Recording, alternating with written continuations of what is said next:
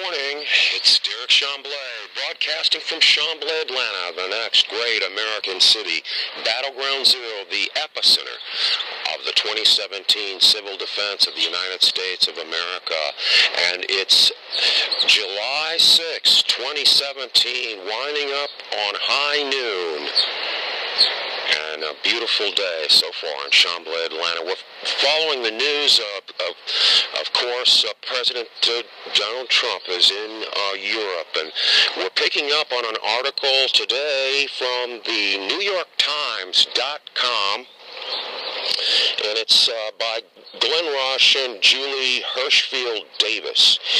And the headline, Donald Trump in Poland urges West to defend, quote, defend our civilization, unquote. Now, we'll pick up the article rather lengthy. In the very beginning, in its dateline, Warsaw, Poland, President Trump cast himself as a defender of Western values in a clash of civilizations during a dark and confrontational speech in Warsaw on Thursday, rebuking the news media, American intelligence agencies, and Barack Obama during his visit to the European capital, most hospitable to his right-wing nationalist message. And the article goes on, once again breaking with tradition by attacking American leaders and institutions while abroad, Mr. Trump told a friendly Polish crowd, including loyalists, the governing party had bussed in from the more conservative countryside. Sounds like a rally here. That's just a side comment.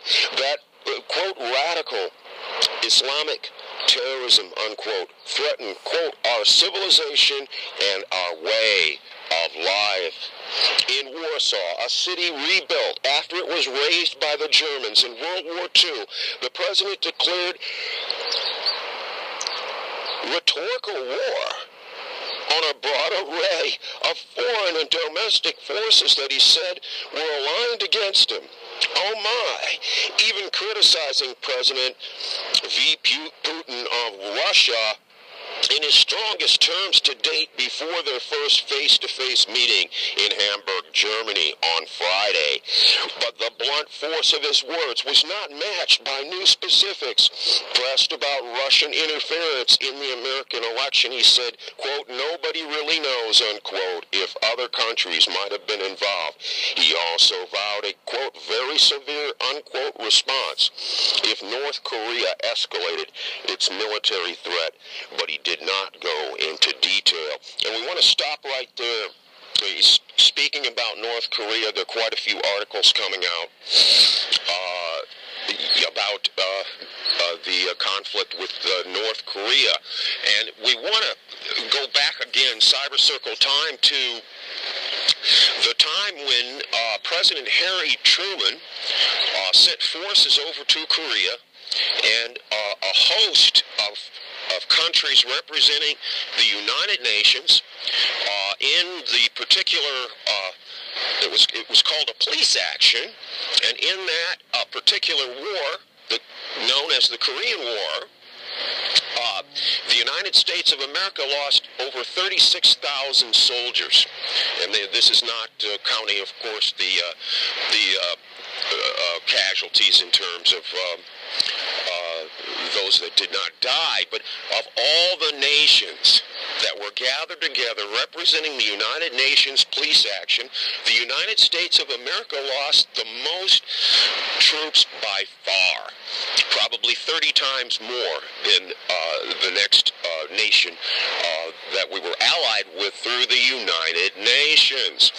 And the interesting thing is the ally of North Korea at that time was China, And our forces were very outnumbered, and President Truman sent the World War II war hero, General Douglas MacArthur, somehow, he sent him over there, and somehow he fought them back to what is known actually above the 38th parallel, which divides North Korea from South Korea to this day in a militarized zone.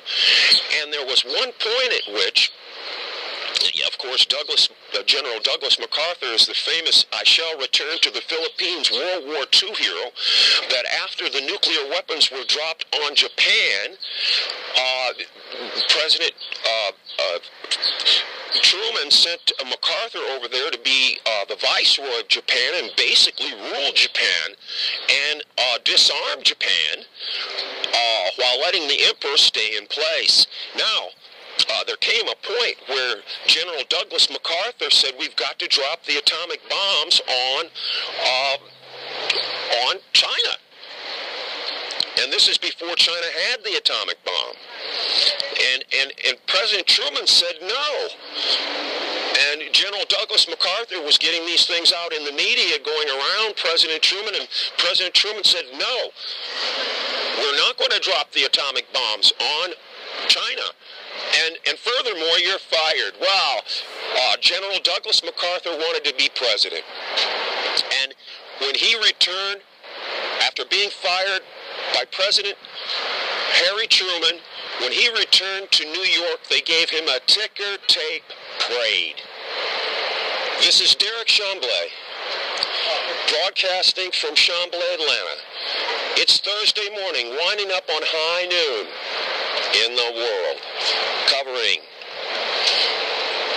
President Donald Trump in Europe, referring to an article in the New York Times today.